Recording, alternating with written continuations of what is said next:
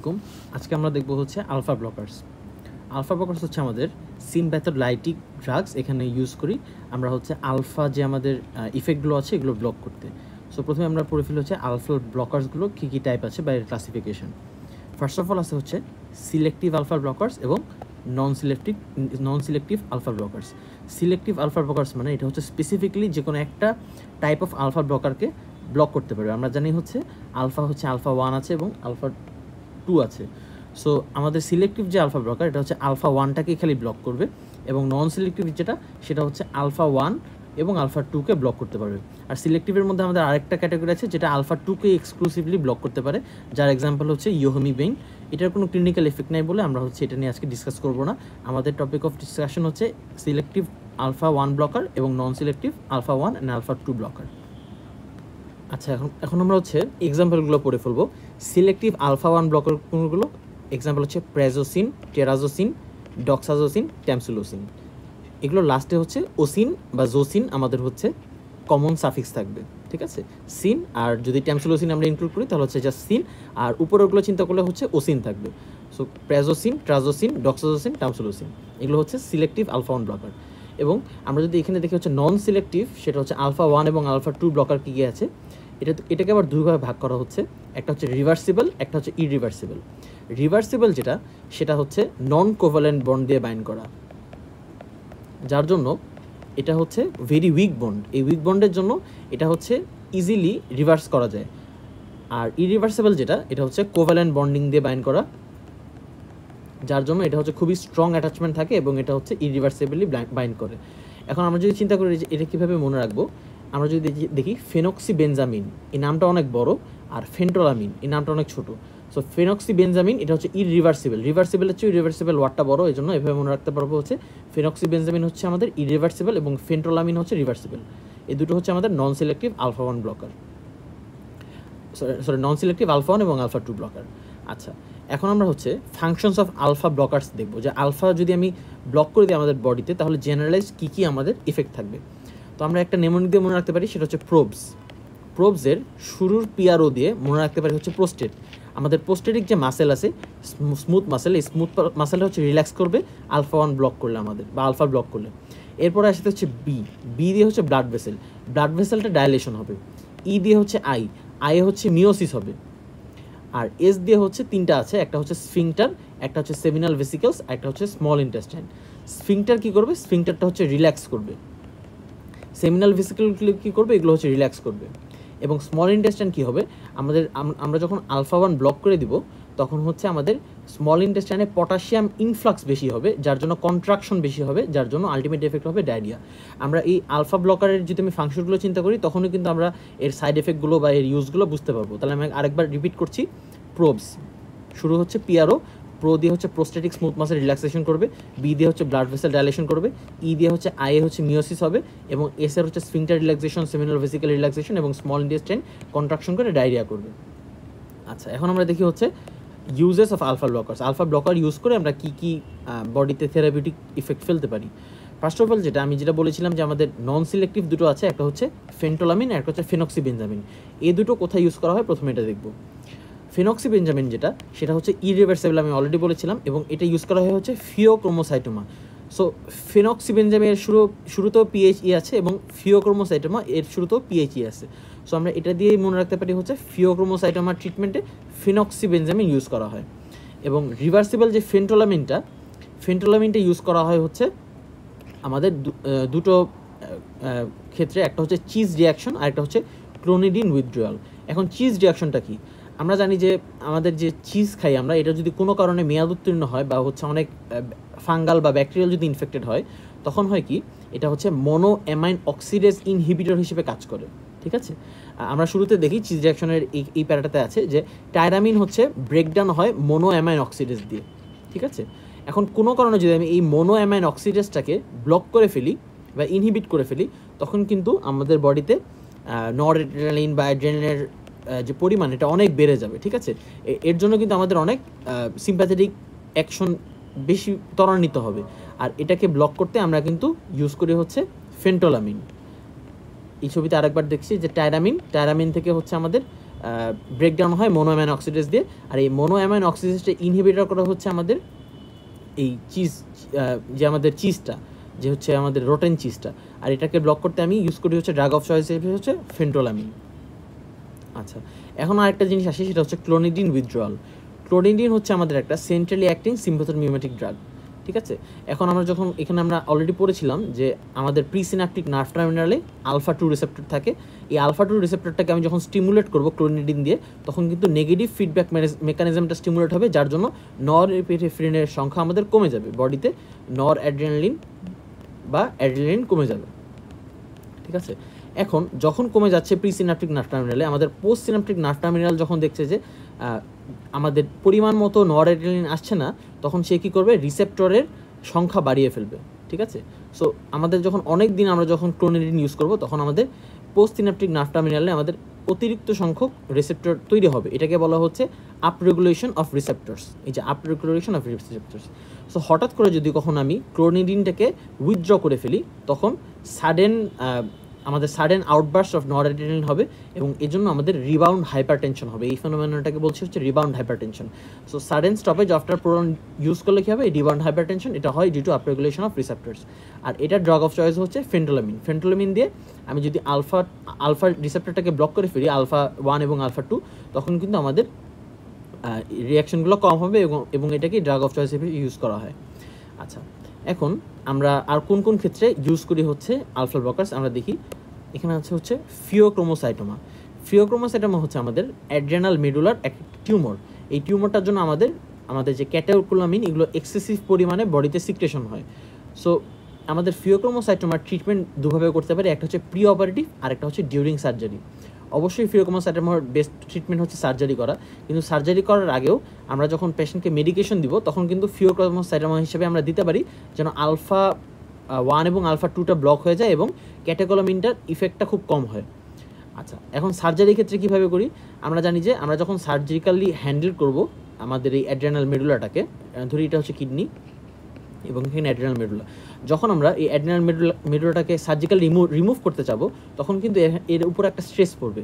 এই স্ট্রেস পড়ার জন্য এক্সেসিভ পরিমাণে ক্যাটেকোলামিন সে রিলিজ করবে, এবং এই এক্সেস ক্যাটেকোলামিন রিলিজ হয়ে কিন্তু আমাদের বডিতে এক্সেসিভলি সিম্প্যাথেটিক অ্যাকশন স্টিমুলেট করবে। আর এই এক্সেসিভ আমাদের এই সিম্প্যাথেটিক অ্যাকশনটাকে যদি ব্লক করতে চাই, তখন আমাদের এই ফেন্টোলামিন ইউজ করা হয় ডিউরিং সার্জারি, ঠিক আছে।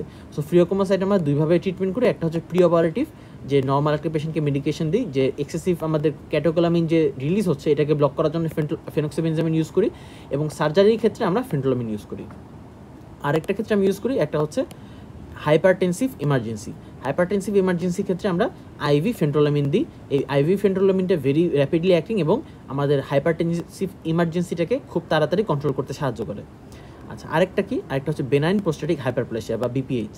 এখন আমাদের দুটো কেস থাকতে পারে, একটা হচ্ছে একটা পেশেন্টের বিপিএইচ আছে উইথ হাইপারটেনশন, এবং সেকেন্ডলি আরেকটা পেশেন্ট থাকতে পারে বিপিএইচ উইথাউট হাইপারটেনশন। এখন বিপিএইচ যদি উইথ হাইপারটেনশন হয়, তখন আমরা দেবো প্রাজোসিন, ট্রাজোসিন। এটা কেন দিব, এটা দিব হচ্ছে কারণ আমাদের প্রাজোসিন এবং ট্রাজোসিন, আমাদের জানি যে আমাদের দু ধরনের আমাদের আলফা 1 রিসেপ্টর আছে, একটা হচ্ছে আলফা 1A এবং আলফা 1B। আলফা 1 এটা আমাদের বডির বেশিরভাগ জায়গায় পাওয়া যায়, এবং আলফা 1বিটা এটা পাওয়া যায় শুধুমাত্র ব্লাড ভেসেলে, এবং আলফা 1টা কিন্তু আমাদের ইউরেথ্রাতে পাওয়া যায়, বা প্রোস্টেটে পাওয়া যায়, বা আয়ে পাওয়া যায়, ঠিক আছে। সো পেশেন্টটা যদি আমাদের বিপিএইচ উইথ হাইপারটেনশন থাকে, তখন আমরা প্রাজোসিন ট্রাজোসিন কেন দিব, কারণ প্রাজোসিন এবং ট্রাজোসিন হচ্ছে দুটোই আলফা 1 এবং আলফা 1A এবং আলফা 1B এই দুটোকে ব্লক করছে, যার জন্য ব্লাড ভেসেলও যখন আমাদের ডায়ালেট হচ্ছে, তখন আমাদের এই অ্যাট দ্য সেম টাইম আমাদের এই বিপিএইচও আমাদের অনেকটাই রিলিফ হচ্ছে। কারণ হচ্ছে যখন আমরা আমাদের যে প্রোস্টেটিক স্মুথ মাসেল আছে, এটা যখন রিল্যাক্স হবে, তখন কিন্তু আমাদের বিপিএইচ ইনডিউস যে আমাদের পেইনফুল মিকচুরেশন আছে, এটা কিন্তু আমাদের রিজলভ হচ্ছে। সো আমাদের এক ঘরে দুই পাখি মারার মতো আমাদের কিন্তু প্রাজোসিন ট্রাজোসিন দেওয়ার জন্য আমাদের আলফা 1A কাজ করছে, আলফা 1Bতেও কাজ করছে। আর যদি পেশেন্টের শুধুমাত্র আমাদের বিপিএইচ থাকে উইথাউট হাইপারটেনশন, তখন আমরা ট্যামসোলোসিন দিব। কেন, এই ট্যামসোলোসিনটা এক্সক্লুসিভলি আলফা 1A-তে কাজ করবে, এবং আলফা 1A-তে কাজ করবে, যার জন্য সে শুধুমাত্র আমাদের প্রোস্টেটিক যে স্মুথ মাসেল এটাকে রিল্যাক্স করবে। এটা হচ্ছে ব্লাড ভেসেলকে কোনো রকম এফেক্ট করবে না, যার জন্য আমাদের হাইপোটেনশন বা অর্থোস্টেটিক হাইপোটেনশন কোনো সমস্যা হবে না, ঠিক আছে। সো ট্যামসুলোসিনটা হচ্ছে আমাদের এক্সক্লুসিভলি আলফা 1A, এই জন্য আমরা এটা ইউজ করি যখন পেশেন্টের কোনো হাইপারটেনশন থাকে না, বাট যদি হাইপারটেনশন থাকে তখন প্রাজোসিন এবং প্রাজোসিন করি, কারণ এখানে আলফা 1A এবং আলফা 1B দুই ধরনের এফেক্টই আছে। আচ্ছা, আরেকটা জিনিস কি, পেরিফেরাল ভাস্কুলার ডিজিজ। আমি অলরেডি বলেছি যে আলফা ব্লকার দিলে কি হবে, ব্লাড ভেসেল ডাইলেট করবে, ঠিক আছে। সো পেরিফেরাল ভাস্কুলার ডিজিজ যেরকম হচ্ছে বার্জেস ডিজিজ বা হচ্ছে রেনল্ডস ডিজিজ, এগুলো যখন থাকবে তখন পেরিফেরাল আমাদের যখন ভ্যাজোকনস্ট্রিকশন হয়ে যায় ডিউ টু ফ্রস্ট বাইট হতে পারে বা যে কোনো কারণ হতে পারে, তখন যদি আমি এখানে আলফা 1 ব্লকার দিই তখন কিন্তু ভেসেলটা ডাইলেট করবে এবং আমাদের পারফিউশন বেড়ে যাবে এবং আমাদের নেক্রোসিস বা গ্যাংগ্রিন ডেভেলপটা স্টপড হবে। আচ্ছা, এখন চলে আসে হচ্ছে অ্যাডভার্স ইফেক্ট কী কী হতে পারে আমাদের এই আলফা ব্লকার দেওয়ার জন্য কী কী অ্যাডভার্স ইফেক্ট হতে পারে। প্রথমে আমরা চিন্তা করি হচ্ছে কার্ডিয়াক কেস। কার্ডিয়াক কেসে যেটা হতে পারে সেটা হচ্ছে ফার্স্ট অফ অল পোস্চুরাল হাইপোটেনশন এবং রিফ্লেক্স ট্যাকিকার্ডিয়া। পোস্চুরাল হাইপোটেনশনটা কীভাবে হয়, আচ্ছা, যখন আমাদের আমি যখন আলফা ব্লক করছি আলফা 1, তখন হচ্ছে আমাদের ব্লাড ভেসেলগুলো ডাইলেট করছে, ঠিক আছে। এখানে শুধু কিন্তু আর্টেরিয়াল ডাইলেশন করছে এমন না, ভেনাস ডাইলেশনও হচ্ছে। Arterial dilation equals to venous dilation, ঠিক আছে। সো পেশেন্ট যখন হঠাৎ করে বসা থেকে দাঁড়াবে বা শোয়া থেকে দাঁড়াবে, তখন কিন্তু তার ব্লাডগুলো due to action of gravity আমাদের নিচের দিকে প্রবাহিত হবে এবং আমাদের যে পায়ের ভেইনগুলো আছে বা বডির যে আমাদের ডিপেন্ডেন্ট পার্ট যে ভেইনগুলো আছে, এগুলোতে আমাদের ভেনাস পুলিং হবে, ঠিক আছে। ব্লাডগুলো এখানে এসে জমা হবে। কিন্তু আমাদের এই ভেনাস যে পুলিং হবে, যার জন্য হবে কি আমাদের ভেইনে বেশি পরিমাণ ব্লাড জমে যাবে এবং এর জন্য আমাদের হবে কি আফটার লোডটা বা প্রিলোডটা কমে যাচ্ছে। প্রিলোড কমে যাওয়ার জন্য হবে কি আমাদের কার্ডিয়াক আউটপুট কমে যাচ্ছে এবং যার জন্য আমাদের সেরিব্রাল পারফিউশনও কমে যাবে, যার জন্য আমাদের মাথা ঘুরতে পারে। এটাকে বলছি হচ্ছে পোস্চুরাল হাইপোটেনশন। হঠাৎ করে শোয়া থেকে দাঁড়ানোর সময় বা বসা থেকে দাঁড়ানোর সময় আমাদের ভেইনে ব্লাডগুলো অতিরিক্তভাবে জমে যাবে এবং এই ভেইনসগুলো যেহেতু কনস্ট্রিক্ট করতে পারছে না, সো ভেইনস থেকে হার্টেও আসতে পারছে না। সো হার্টে এনাফ ব্লাড যখন যাবে না, তখন আমাদের ব্লাডে যখন প্রিলোড কম, তখন ফ্র্যাঙ্ক স্টাডলি ল অনুযায়ী আমাদের আফটারলোডও কম হবে এবং আফটারলোড যদি কম হয় তখন আমাদের পারফিউশন কম হবে ব্রেনে এবং আলটিমেটলি আমাদের কী হবে, আমাদের হচ্ছে মাথায় যখন ব্লাড সাপ্লাই কম যাবে তখন হচ্ছে আমাদের মাথা ঘুরবে অনেক সময়, ঠিক আছে। এটাকে বলছি পোস্চুরাল হাইপোটেনশন। আরেকটা জিনিস হতে পারে রিফ্লেক্স ট্যাকিকার্ডিয়া। রিফ্লেক্স ট্যাকিকার্ডিয়া কি, আমরা জানি হচ্ছে আমাদের ব্যারো রিসেপ্টর সিস্টেম আছে। আমরা যখন ব্লাড ভেসেলগুলোকে ডাইলেট করে ফেলবো তখন আমাদের ব্লাড ভেসেল মনে করবে কি যে আমার হচ্ছে অনেক ব্লাড কমে গিয়েছে, তখন সে ব্যারো রিসেপ্টর মেকানিজম দিয়ে সে হচ্ছে হার্টকে সিগন্যাল পাঠাবে যে তুমি আরও জোরে জোরে এখন বিট করো, কারণ আমার এখানে এখন ব্লাড সাপ্লাই কম, পারফিউশন কম। সো এই যে আমাদের আলফা ব্লকার দেওয়ার জন্য আর্টেরিয়াল ডাইলেশন হলো এবং এজন্য হচ্ছে রিফ্লেক্সলি আমাদের যে ট্যাকিকার্ডিয়া হলো, এটাকেই বলছে হচ্ছে রিফ্লেক্স ট্যাকিকার্ডিয়া। সো আমাদের এটা হচ্ছে একটা অ্যাডভার্স ইফেক্ট যে আলফা ব্লকার ইউজ করলে পোস্চুরাল হাইপোটেনশন এবং রিফ্লেক্স ট্যাকিকার্ডিয়া হতে পারে। এরপর আসছে হচ্ছে আইএ আমরা জানি হচ্ছে মিওসিস হবে। কেন হবে, এটা হচ্ছে বলছি আমরা প্যাসিভ মিওসিস। আমরা জানি যে আমাদের স্ফিংটার পিউপিলি এবং ডায়ালেটর পিউপিলি দুটো কম্পোনেন্ট আছে। স্ফিংটার পিউপিলিটা হচ্ছে ট্রাই করে আমাদের আইটাকে ছোট করতে, পিউপিলটাকে ছোট করতে, আর কনস্ট্রিক্টর পিউপিলিটা হচ্ছে আমাদের আইকে ছোট করে এবং ডায়ালেটর পিউপিলিটা হচ্ছে আমাদের আইরিসটাকে বড় করে বা পিউপিলটাকে বড় করে। আর এখানে হচ্ছে আমাদের ডায়ালেটর পিউপিলিতে আমাদের হচ্ছে আলফা রিসেপ্টরটা আছে। সো আমি আলফা রিসেপ্টরকে যখন ব্লক করে দেবো তখন কনস্ট্রিক্টর পিউপিলিটা আপার হ্যান্ড নেবে এবং এজন্য কিন্তু আমাদের পিউপিলটা ছোট হয়ে যাবে। আর এটাকে বলছি হচ্ছে প্যাসিভ মিওসিস। আরেকটা জিনিস বলা আছে সেটা হচ্ছে ফ্লপি আইরিস সিনড্রোম, যেটা হচ্ছে একমাত্র আমাদের প্রাজোসিনের একটা গুরুত্বপূর্ণ সাইড ইফেক্ট। আমরা ফ্লপি আইরিস সিনড্রোম বলতে কী বুঝি, সো দেখা গেল আমাদের একটা পেশেন্ট যে হচ্ছে কোনো কারণে লং টার্ম ধরে সে প্রাজোসিন নিচ্ছে ডিউ টু হাইপারটেনশন হতে পারে বা এনি কজ হতে পারে। সো যখন সে দীর্ঘ সময় ধরে প্রাজোসিন নিবে তখন কিন্তু তার মিওসিস হয়ে থাকবে, ঠিক আছে, বা মিওসিস হয়ে থাকবে। এখন আমি যখন ক্যাটারাক্ট সার্জারি বা যে কোনো আই সার্জারি করার সময় তার যখন আমি অ্যাট্রোপিন বা বিভিন্ন যে টপিক্যাল ড্রপ দিয়ে আমি যখন করতে যাব যে আমাদের পিউপিল ডাইলেশন বা মাইড্রিয়াসিস করতে যাব, তখন কিন্তু দেখবো যে আমাদের মিড্রিয়াসিস হচ্ছে না, যার জন্য আমি কিন্তু তখন অপারেশনটা ঠিকমতো করতে পারবো না, ঠিক আছে। আর এটাকেই বলছি হচ্ছে আমরা ফ্লপি আইরিস সিনড্রোম। এটার জন্য কি করতে হয়, আমাদের পেশেন্টের হিস্ট্রি নিতে হবে অপারেশন করার আগে যে সে কোনো প্রাজোসিন বা যে কোনো আলফা ব্লকার নিচ্ছে কিনা, এবং যদি সার্জারির আগে তার 8 থেকে 10 দিন আগে তার আমরা এই ইন্ডিকেশন তার এই প্রাজোসিন বা ট্রাজোসিন নেওয়া অফ করে দেবো। ঠিক আছে। আচ্ছা, এখন থার্ডলি আসি হচ্ছে জিআইটিতে। জিআইটিতে হবে কি, ডায়রিয়া হবে। আমি অলরেডি বলেছিলাম যে হচ্ছে স্মল ইন্টেস্টাইন কন্ট্রাকশন বেশি করবে, যার জন্য ডায়রিয়া হবে। এটা হচ্ছে একটা সাইড ইফেক্ট, ঠিক আছে। এবং আদার্স হচ্ছে ইজাকুলেটরি ফেইলার। ইজাকুলেটরি ফেইলারটা কেন হবে? এটা হবে কারণ হচ্ছে আমাদের সেমিনাল ভেসিকল যেগুলো আছে এগুলো হচ্ছে রিল্যাক্স করবে, আর সেমিনাল ভেসিকল রিল্যাক্স করলে এখানে হচ্ছে আমাদের রেট্রোগেট ইজাকুলেশন বা ইজাকুলেটরি ফেইলার হবে। আরেকটা জিনিস হতে পারে নেজাল কনজেশন। এটা কেন হবে? আমরা বলেছিলাম যে আমাদের ব্লাড ভেসেলসগুলো ডাইলেট করবে। সো নোজের যদি ব্লাড ভেসেলগুলো ডাইলেট করে তখন হচ্ছে আমাদের নেজাল যে মিউকোসা আছে এটা অতি পরিমাণে সিক্রেশন বাড়বে এবং এই জন্য হচ্ছে নেজাল কনজেশন হবে, ঠিক আছে।